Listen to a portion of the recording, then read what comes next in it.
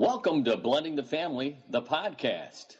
Topics can range from dads hitting rock bottom, daughters watching their parents divorce, or even what is a good wine for couples to have while talking about finances. Here's your host, whose favorite wine is red and free, Tommy Maloney.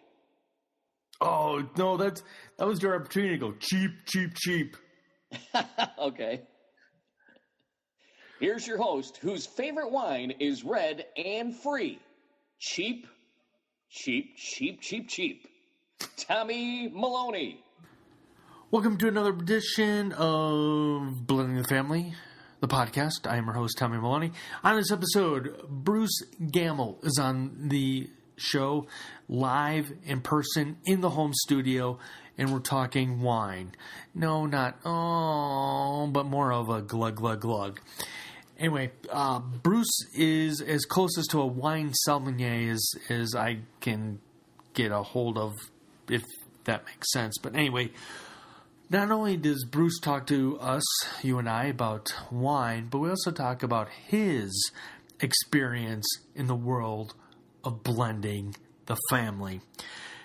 Something I also want to mention, we do talk a lot about wine, and I hope this doesn't distract you, but he has so much knowledge, and I wanted him on this episode or on this podcast because if you are going out for a first date, or if you're going out and somebody's cooking for you and they say, hey, go grab the wine, Bruce gives you some great tips of what type of wine to get, red or white. I'm a red guy. I prefer red, but that's just me. And if you want to send me red wine, I prefer a Cab or a Merlot or a Pinot. That's it. Those three. Anyway, we talk about wine. We talk about blended families. We talk about some of the wineries to go to if you hit wine country.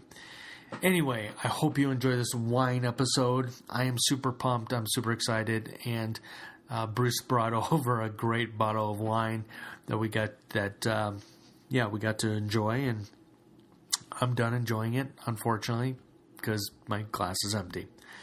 Thanks for tuning in. Thanks for listening. Have a great one and enjoy this episode of wine. It was a great year. It's nice wine.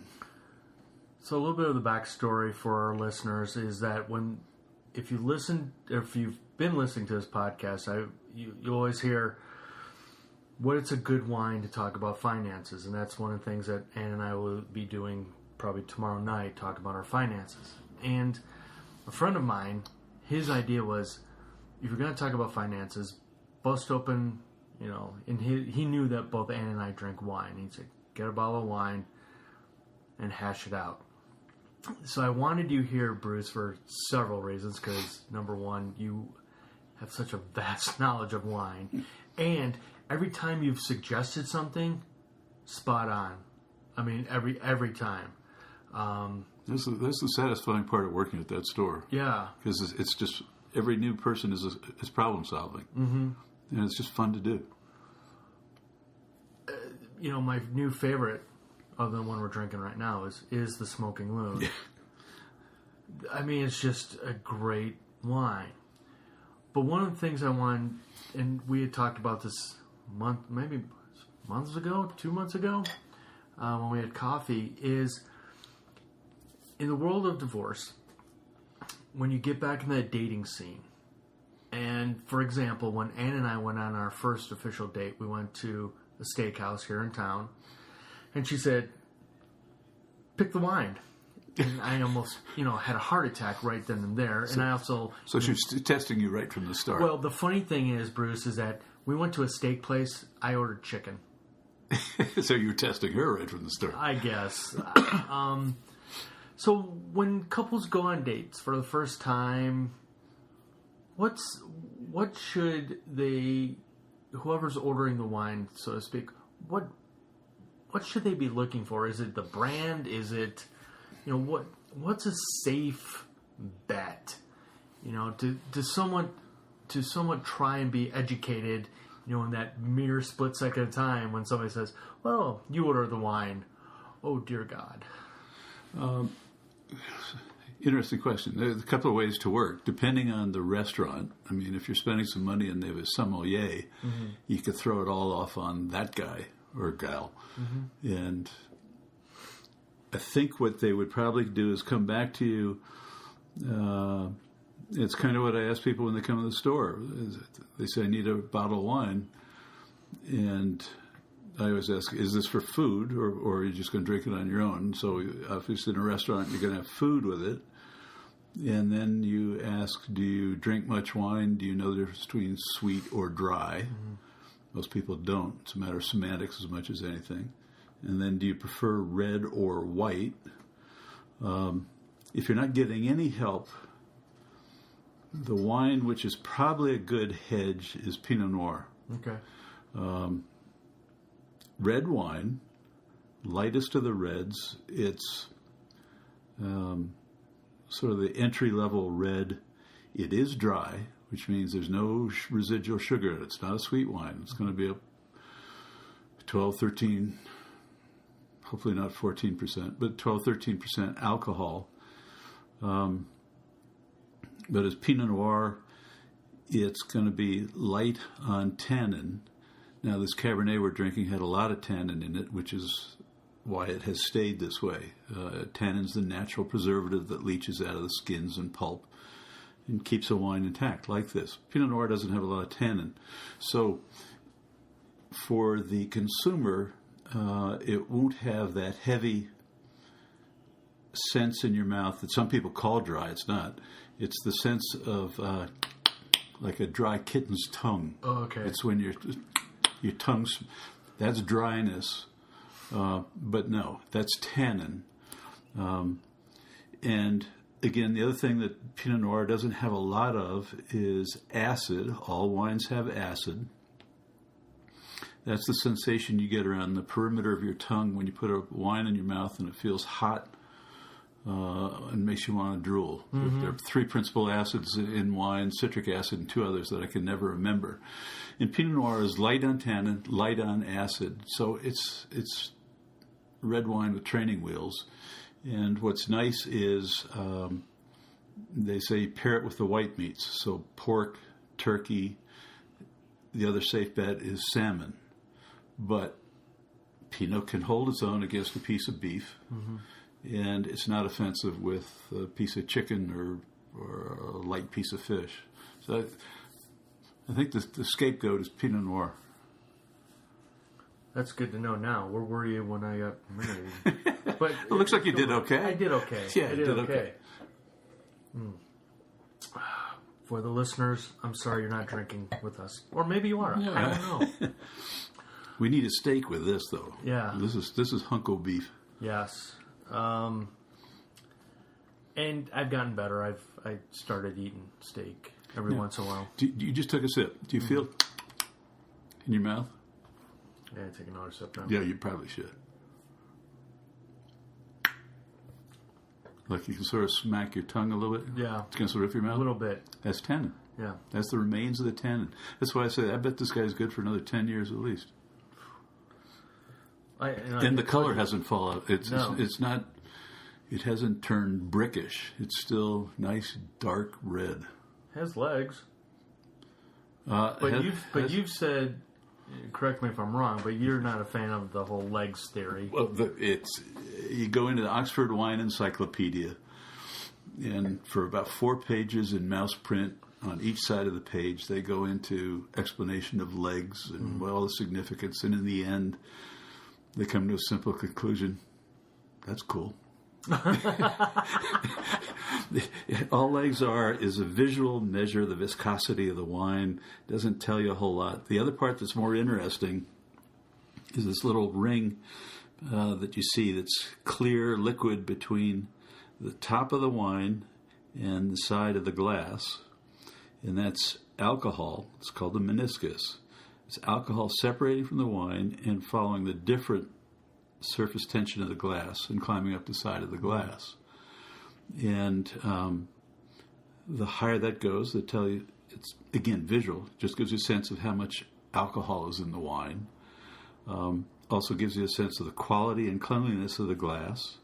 this is a nice glass. And so it's creeping up the side here. And again, it's just the clear ring at the top of the wine sitting in the glass.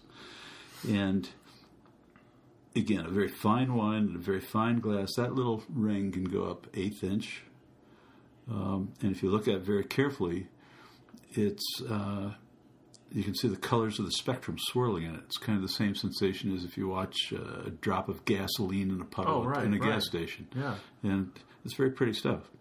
Again, it means nothing, but it's just kind of what's going on in here. Again, the meniscus. Yeah. So, what else can you help the listeners as far as first dates, wine, or even if they're not at a restaurant, going to, their local liquor store? Are there any particular brands that they could pick out or should pick out? Because I know we've had these discussions of a couple of the wines I like, and you're like, no. And then 2 seconds later, you turn around, handing me a bottle of wine. I'm like, all right, whatever you say, Bruce, because I know you're right. But what kind of wines can, especially again going on? Maybe he's cooking for her, she's cooking for him. And she says, or he says, all right, I'll go pick out the wine, or you go pick out the wine. Well, and that's kind of the same situation as the restaurant. And thinking about that, I think really the best approach is to turn around and ask her, what is your preference? Okay. Heaven knows my wives always turn things back around on me. What do you want to do on Saturday? And then they say, you pick. And then once I pick, they'd change their mind, tell me what we're going to do. Right. So I think it's the same thing. Put them on the spot. Mm-hmm. Find out what their preference is, red or white, sweet or dry. Gives you a source of conversation. The next step is, do you have a sense of what you might be eating? Mm-hmm. And so if she says, gee, I'd love to have the roast beef, a little cue and it would come into your mind, well, red with meat, white with fish, right? Right. It's a real vague generalization, but the idea is you always want to pair the wine with the food. You don't want the wine to overpower the food or the food to overpower the wine. So if you had a steak and a light white wine like Sauvignon Blanc or Pinot Grigio, you did just as well ordering a glass of water, right? Because you'll never taste the wine. The opposite is true if you ordered a piece of trout and a great big, dark, heavy Cabernet, you'll be eating chalk. So you might want to play it that way. Match the color against the food.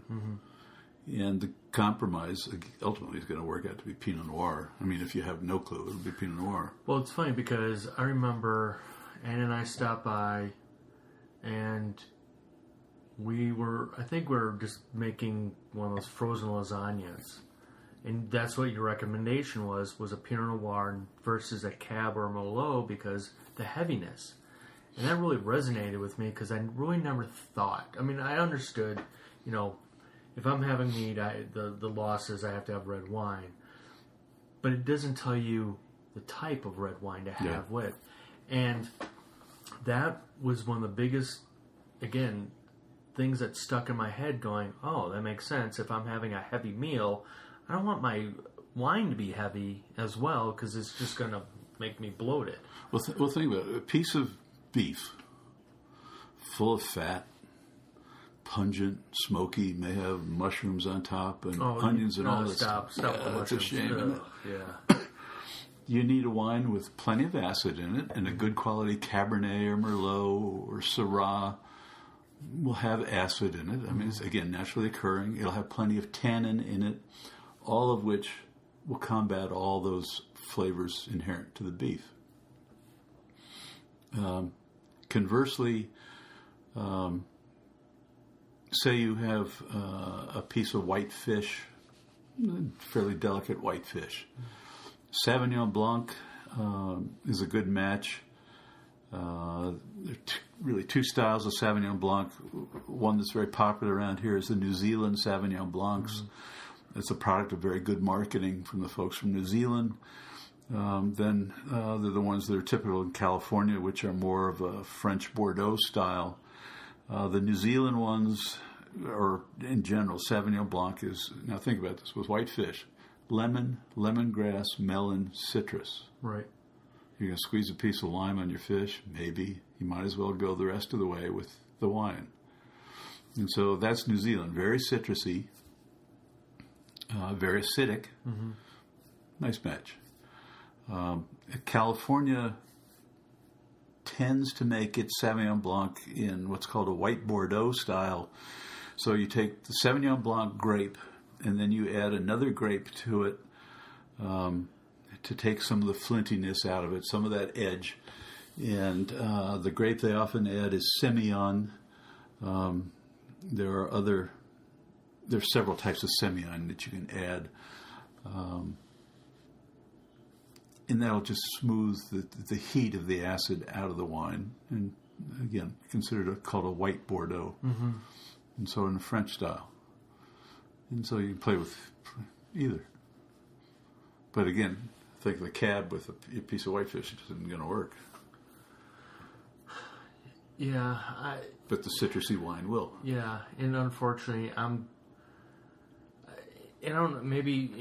to compare wine with my own age, I think I've improved my taste, sort of, and that is and it's really funny because Ann and I are now on the total opposite spectrum as far as adult beverages go these days.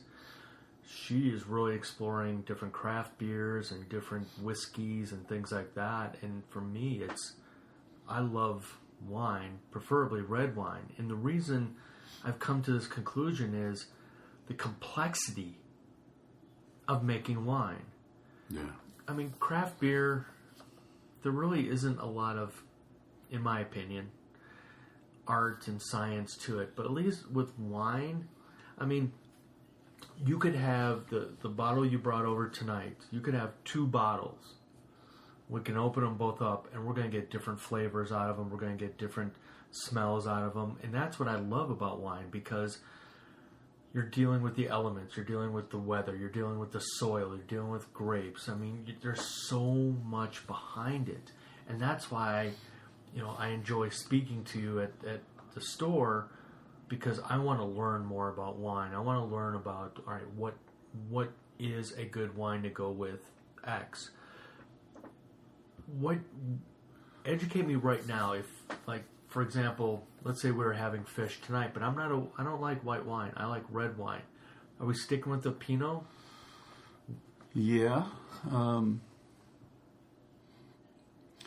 Noir, or you've seen our section in the store, the GSMs, where we have the Rhone varietal blends. The Cline Cashmere being the exemplar of the bunch. Cline's Cashmere is sort of a benchmark of GSMs, at least in this country. Cline Winery goes back to 1984 when Fred and Nancy Cline, who were from farm families, decided to get into farming grapes, and they went out to, I forget whether it was his family or her family's vineyards in the East Bay of San Francisco, and they found all these vines growing there, and but that gone wild, a lot essentially covered in sand dunes, and they dug them out, and they were the Rhone varietals: Grenache, Syrah, Mourvedre, Lagrigne, Carignan, Viognier.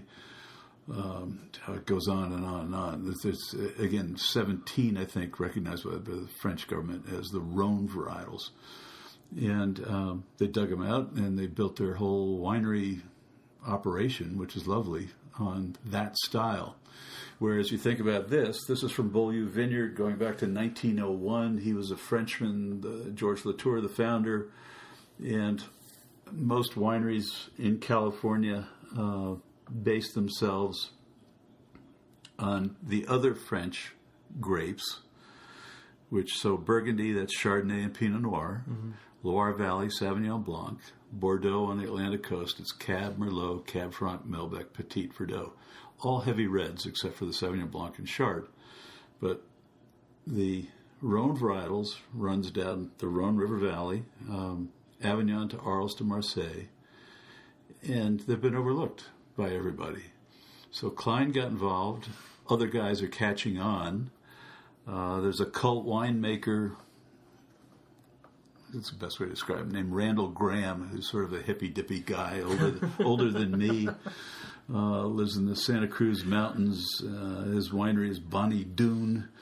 And Wine Spectator did a cover article about him a number of years ago and called him the Rhone Ranger because he was a big advocate of these grapes. And has remained so. And so there are a lot of... In fact, the guys who make these Rhone varietals, these GSMs, Grenache Syrah Mourvedre, which is now branded type GSM, they have their own website and trade association. They call themselves the Rhone Rangers. Wow. And it's a whole different group of wines. Again, for our purposes, a benchmark being Cline, Cashmere, Wild Horse has one, Stancia has one. A whole lot of guys have GSMs. And they're just lighter, easier to drink, comfortable. They're sort of like Pinot Noir. They're universal players. And you could have that with anything. And that would be an alternative. Just get a good GSM. I'll tell you, I'm going to tell the listeners, anything by Cline, you're going to hit a home run with.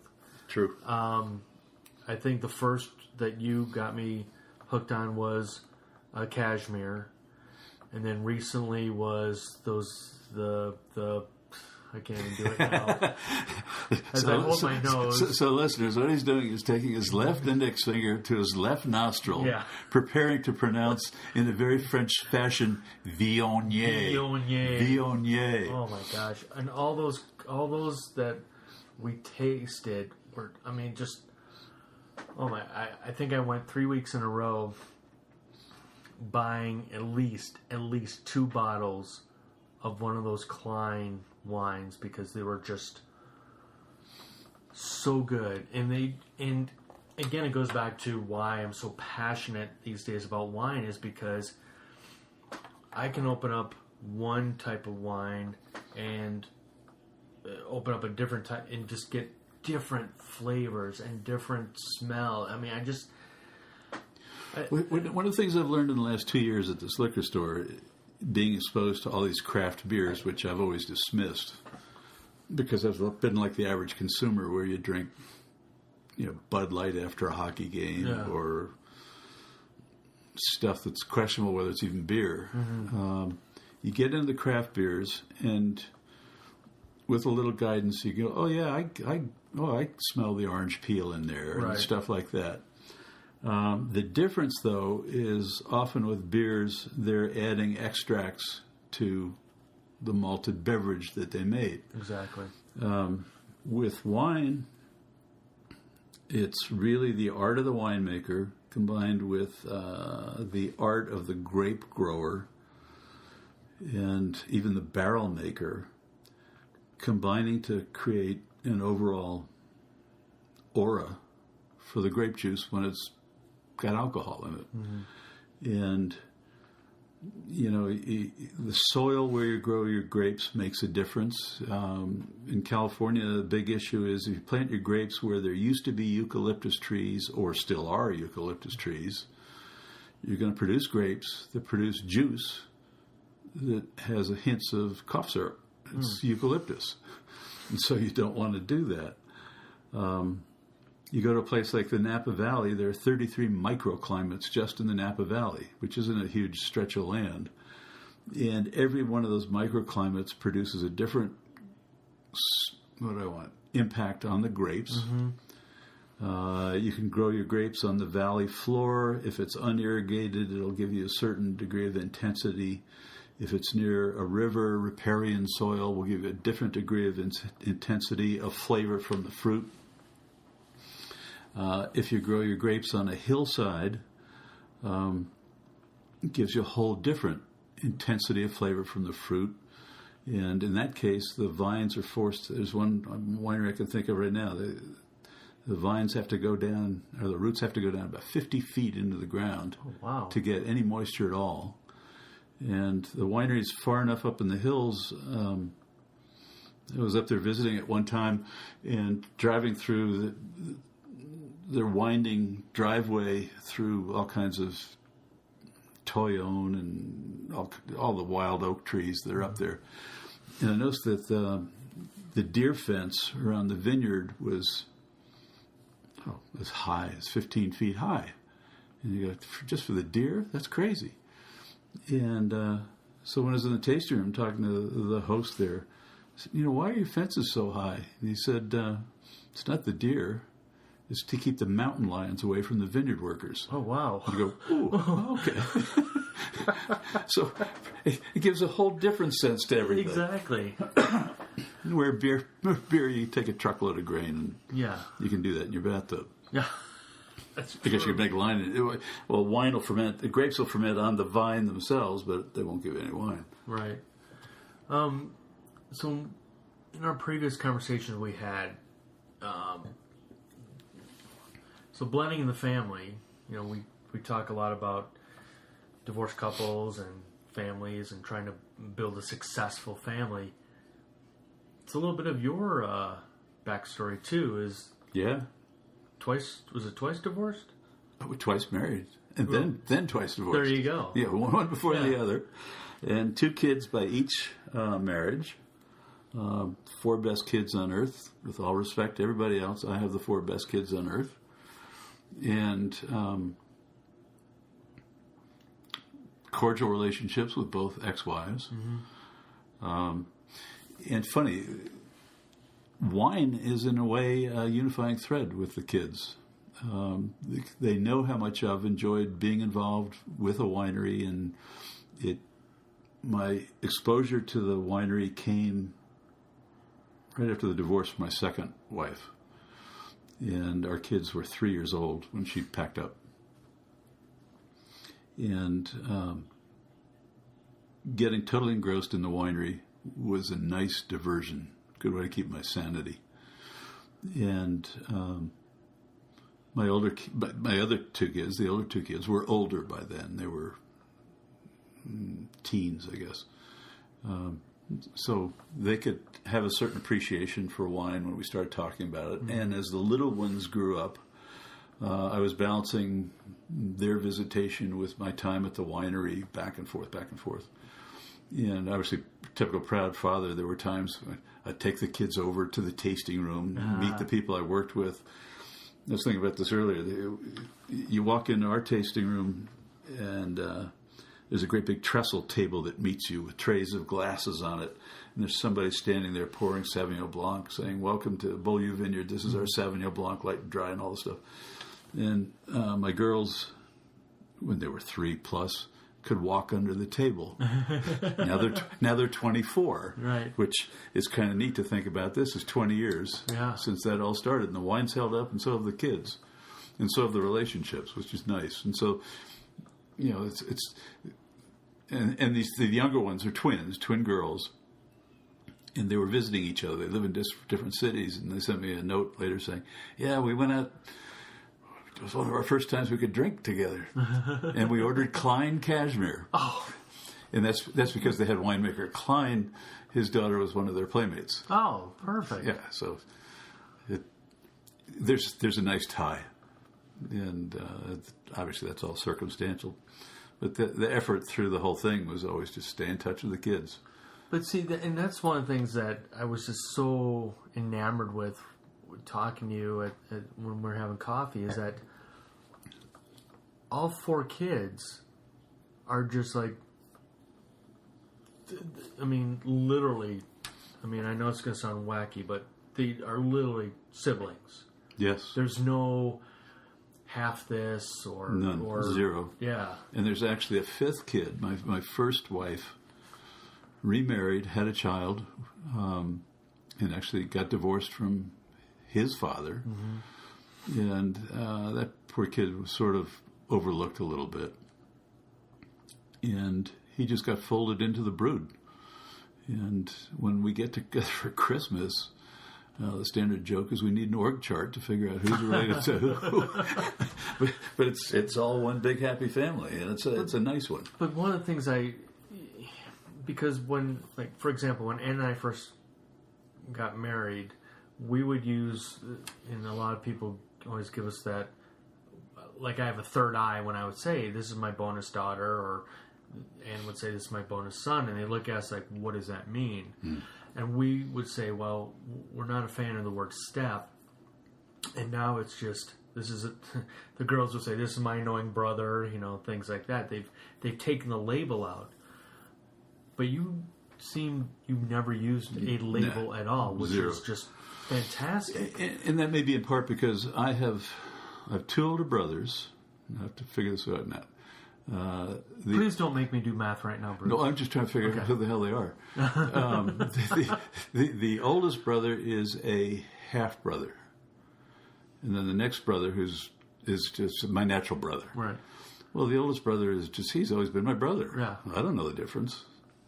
And so when it came to these kids, there's no distinction. But where did that come from? Because, not to age you, but back, and I'm sure it was, No, if you go back, so me growing up in the 60s, they were very conscious about step and half and all that stuff. Right.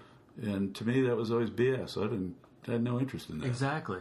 And again, with my 4 kids, I really have no interest in it because they're my 4 kids.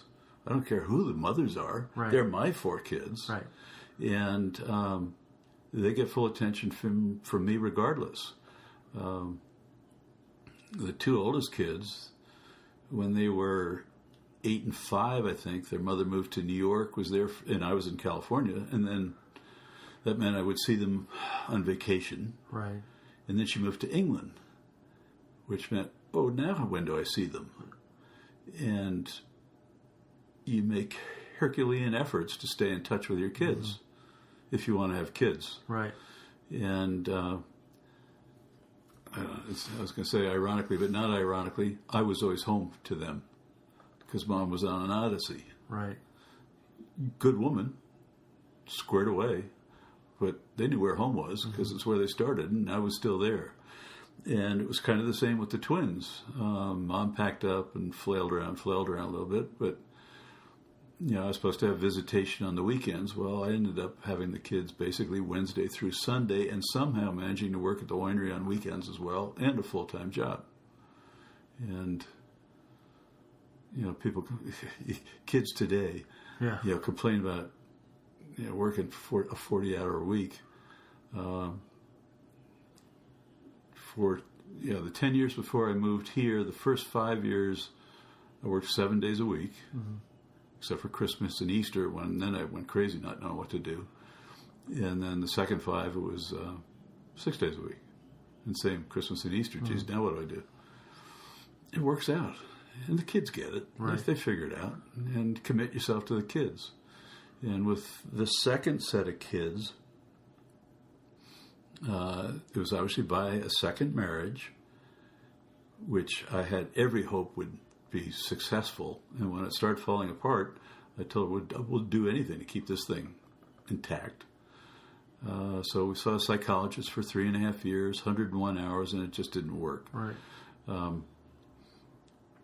But you make a full commitment to it, and then when that blows up, my full commitment then was to the kids. There was no interest in running around dating, anything else. I had kids, and I wanted those kids. And so, you live a little bit of the life of a monk, but you find something that keeps you, keeps like the wine. You find an interest that keeps you busy. Right. And net is all my kids will be here with me at Christmas. That is funny because when I first was dating Anne, actually our first date was a 3-hour plus coffee date. And you must have been pry you off the ceiling after 3 hours of drinking coffee. Yeah, but it was well worth it. But the only thing I became a broken record with her saying, yeah, I like being alone. I like being a hermit. And she kept in the back of her mind going, well, why would I have a relationship with this guy if...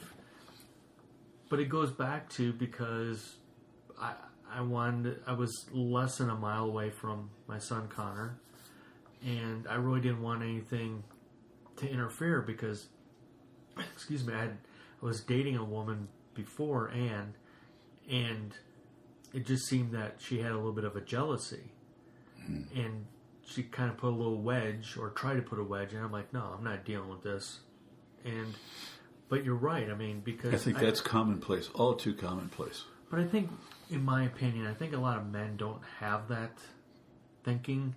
They think that after I get divorced, I have to go find my next mate, not really focusing on themselves, not really focusing on the kids.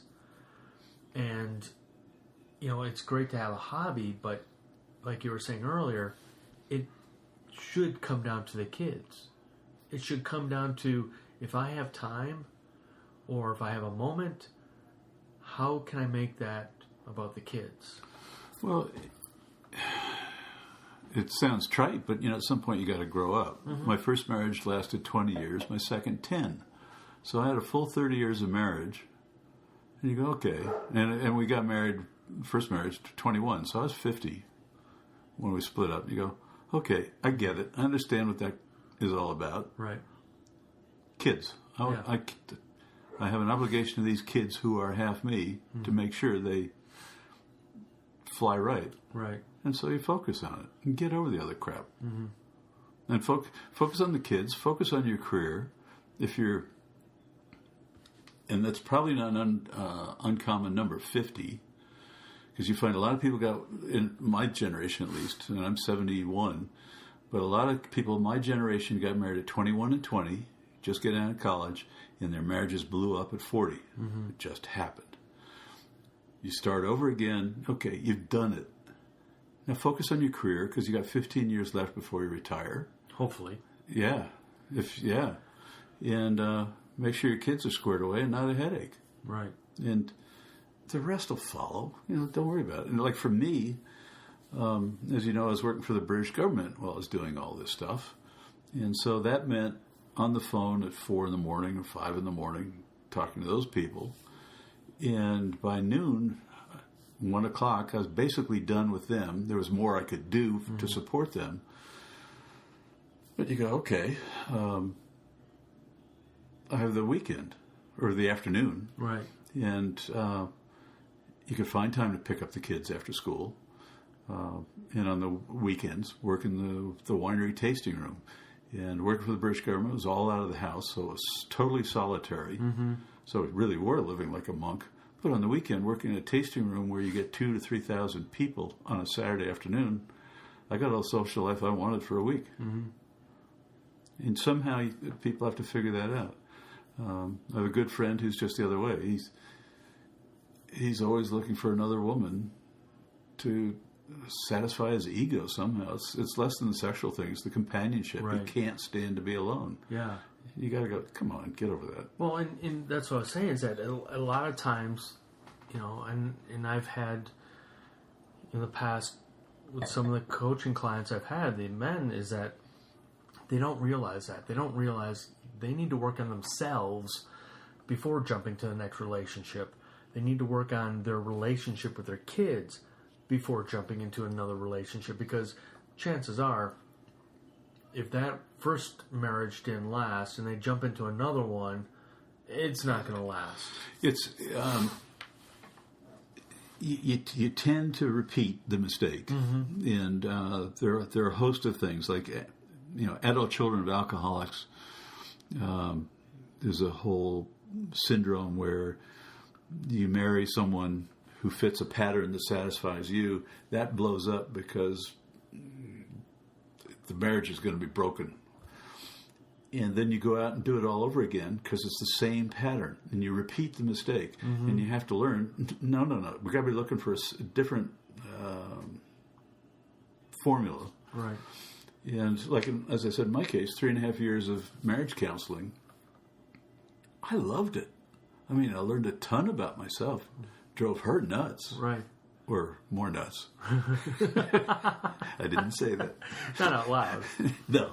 But it was wonderfully helpful to me, and just gave me a whole lot of peace in how I do things. Well, it's funny because before we got married, Ann said to me, would you be willing to go marriage counseling before we get married? I said, sure. Because we recognized we didn't want to make the same mistakes. We wanted to have this be it. You know, this marriage is it, period. Yeah. And same thing. I discovered a lot about myself too, going, oh, I see why I do that or why I don't do that. I mean, it does help. I thoroughly enjoyed it. but I ended up feeling that, yeah, I'm right. Yeah.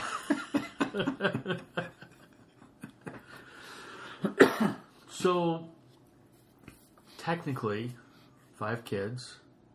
Yeah, 4. And the other tags along when he's around. Yeah. More than welcome. But very successful. Yeah, nice bunch. Yeah. Where does that come from? How did that happen? To the credit of their mothers. Both mothers are both real energetic, real good work ethic. I mean, real good work ethic. And although I'm not a ball of fire, my values have always been there in front of the kids. Like we have one rule. The only thing you can do wrong is not tell the truth. So if you screw up, you screwed up. Right. Just don't lie to me about it. And I'm not going to punish you for it. If you lie to me about it, I'll punish you. And never cruelly. As a consequence, the kids are pretty quick to say, okay, I shouldn't do this. And they know. And what I've found satisfying now is with the twins at 24, occasionally you get a call for help. I get the call for help. Right. And it's like no questions asked and no issues. It's just okay. It's cool. Yeah, I was going to say, it must feel really good when you get, I mean, good or bad. It's just nice to have that phone call that you were... Yeah, I'm the one. You're the one. Because they know they can count on you, because you're there, and you have been since day one. So what's the secret? And that may be the payback. That may be the payback for the years of being a monk, because you were always there. Right, okay. And now they know you're still there. And so, like one of the kids... I was calling the twins, and they live in the Midwest, in 2 different cities. Where are you going to be for Thanksgiving? Hoping they would be here. Mm-hmm. One said, I have to stay here. I haven't got enough vacation time, so I can't leave. I'm too new in the job. The other one said, sorry, Dad, I'm going to Paris. Oh, wow. And you go, okay. Where should I go? What should I see? What should I do? And I think I may want to go to London. Where should I go? What should I do? And again, I worked for the French government. I worked for the British government. And so let's start with the emails. Right. And then she said, well, I'm going to focus on Paris. I said, done. Do this, this, this. And it was cool. The kid going back and forth about where to go, what to see. Now, her mother had been to Paris with me once or twice, but it was to me. Mm-hmm. So it was nice. And then I got a postcard. So this was for Thanksgiving. Right. The week after Thanksgiving on Friday, I got a postcard. Bonjour, Papa. And she and the gal that she was visiting, who was a classmate of hers in college, went out to Reims, where there's a cathedral. It's about 80 miles northeast of Paris. Okay. And on Thanksgiving Day, and they make champagne there. We went to Reims to taste champagne on Thanksgiving. We are drinking a lot of champagne, Daddy. Again, it's payback. It works. So would you say that was the secret? Being the monk? Well, committing yourself to your kids, no matter how you have to do it. Yeah. I mean, you brought them into the world, you better stick with them. Yeah. Because they are you. And if you can't commit yourself to them, you can't commit yourself to yourself. Now, if you could sum up, what's the best wine you've ever had? Oh, man.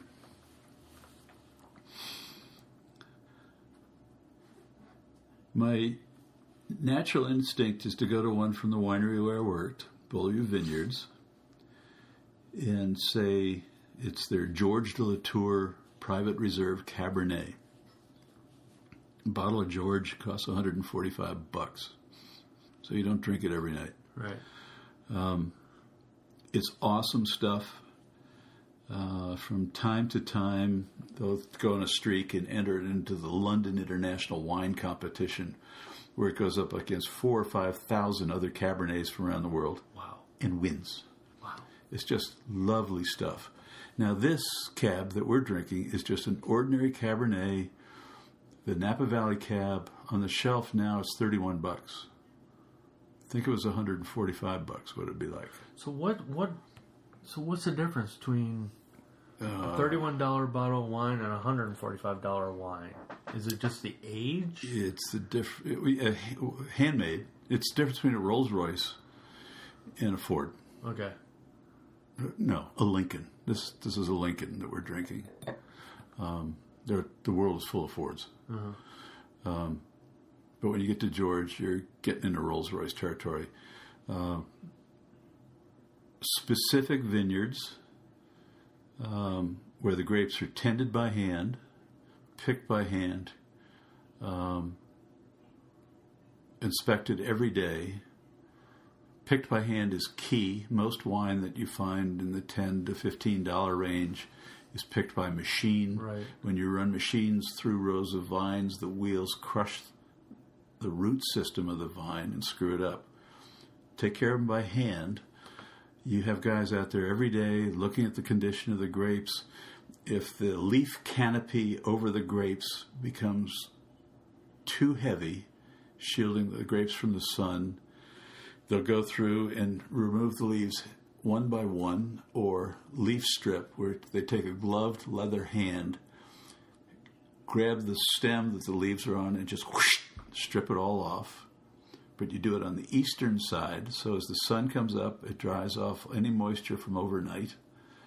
And then on the western side of the leaf canopy, you'll have shade for the afternoon sun so you don't burn the grapes. You do stuff like that. Again, hand-picked, hand-sorted, first-run juice. So you put all these grapes, tons of grapes, into a hopper that basically crushes the grapes. The juice that comes out the first time, the easy juice, is called free-run juice. That's all you ever use, is free-run juice. Now, you could squeeze this stuff 3 or 4 times. I mean, when they make grappa, they take... it's like taking your old coffee grounds, putting them in a paper towel, squeezing that, and then fermenting whatever, or distilling whatever that is. So you use free-run juice, and then it's just, you have one winemaker who's responsible for it. You put it into French oak barrels, American oak barrels. You specify the degree that the oak barrels were burned on the inside, which gives them the charcoal, which is called the toast. When you charcoal the inside of the barrel, of an oak barrel, where the pores are, sugars weep out, and those sugars interact with the wine and give the wine flavors of creamy, buttery, toasty, vanilla butterscotch. And you determine in advance, okay, given the chemistry of this juice, how much of that stuff do I want out? So you decide, do you want medium toast barrels, light toast, heavy toast barrels? Do you want barrels that were used before, or do you want new barrels? Mm-hmm. What percentage of the wine should go into the barrel? It's an orchestration. Yeah. It is an art.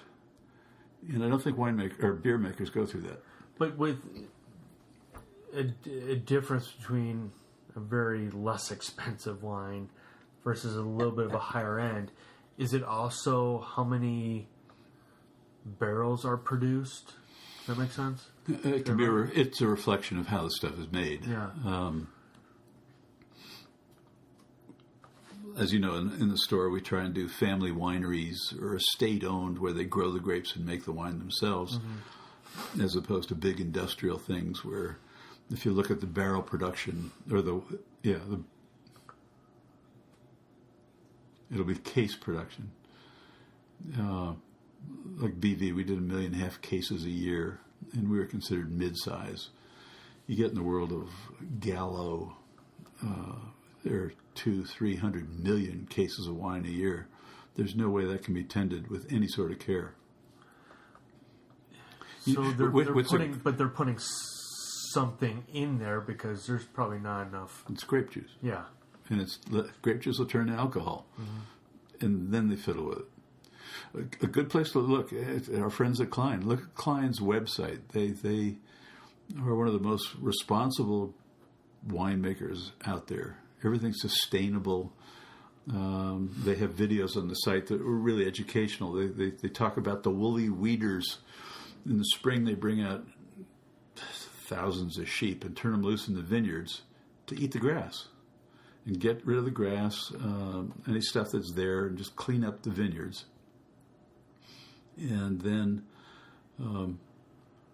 there's a second occasion when they bring them out, and then in the fall they bring them out again after they've picked all the grapes and cut the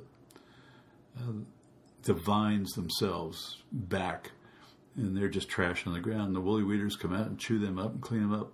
But it's all as natural as you can be, rather than running trucks through there. Right. And the sheep poop in the vineyard rather than fertilizer. And it's a sustainable farming. And when you get serious winemakers, they're the most ecologically conscientious people you'll find. We get a lot of people come in. Is this wine organic? Does it have sulfites? And you go, geez, don't give me that. Yeah. If you're drinking junk wine, you'll get junk wine. Yeah. If you drink quality stuff, the people who make it really care because it's their livelihood. That's the difference. Man, now I want to go get another bottle of wine. Yeah, me too. This is good stuff. This is good stuff. I'm just like I said, Bruce, I love listening to you talk about wine because it's not just the education, but it's there's so much to it. This is the key that unlocks the door. Yeah. A good glass of Cab. A good glass, yes.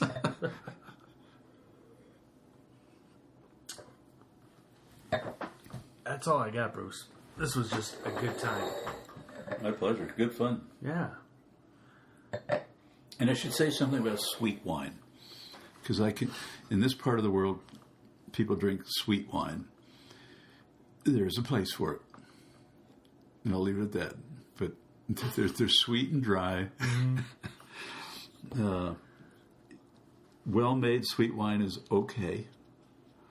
Wine snobs tend to turn up their nose at it, but there is a place for it, particularly as dessert wines. Yeah. But it's okay. But if it's what you drink all the time, it's kind of like, maybe you should branch out from just drinking, Dr. Pepper all the time. Right. And try something else. Real quickly, cork versus screw cap. Any difference? Cork. Let's go to screw cap. Screw cap is, Australians are huge proponents of screw caps. Screw caps are the best seal. There are wineries in Napa that have screw caps on $120 bottles of wine. But if you're going to put the wine down for any length of time, like this wine, if this had a screw cap on it, it'd be terrible. Right. It would have spoiled by now. God knows what would have happened to it. But if you have a nice, high-quality bottle of wine, you want a cork in it, besides just the aesthetic appeal of the pop of the cork, microscopic as there were tiny, tiny amounts of oxygen get in there and help change the character of the wine over time. You need that because remember, wine is alive. It's just like cheese. It's alive until you consume it. If you freeze it, you kill it. Same with cheese. If you freeze it, you kill it. So a little bit of air in here, i.e. oxygen, helps the wine oxidize. Think rust. And it breaks down certain properties in here, among them the tannin, which is why this tannin is softer than it was new. Mm-hmm. It's why when we pour this wine, we swirl it to get air on it, volatilize the esters, free the aromatics, basically, and get oxygen on the wine to soften it up and knock down the tannins even more. So on a quality bottle of wine, you want a cork. If you're going to drink it within the next 3, maybe 5 years, screw cap is absolutely fine.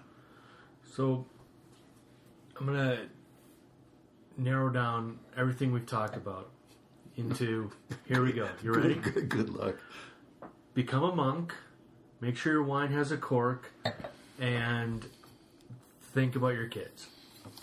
Well, let's take the become a monk and qualify that a little bit. Working at a winery tasting room where about 3,000 people, 2,000 to 3,000 people can come in on a Saturday afternoon, on a warm, sunny afternoon in the Napa Valley, and it's considered a social event, and the women dress to the nines. You're a rock star. All right, so you got to be a monk in wine country. How's that? Yeah, be a monk. And single. Yeah, or be a surfing guru or something. But make it work for you.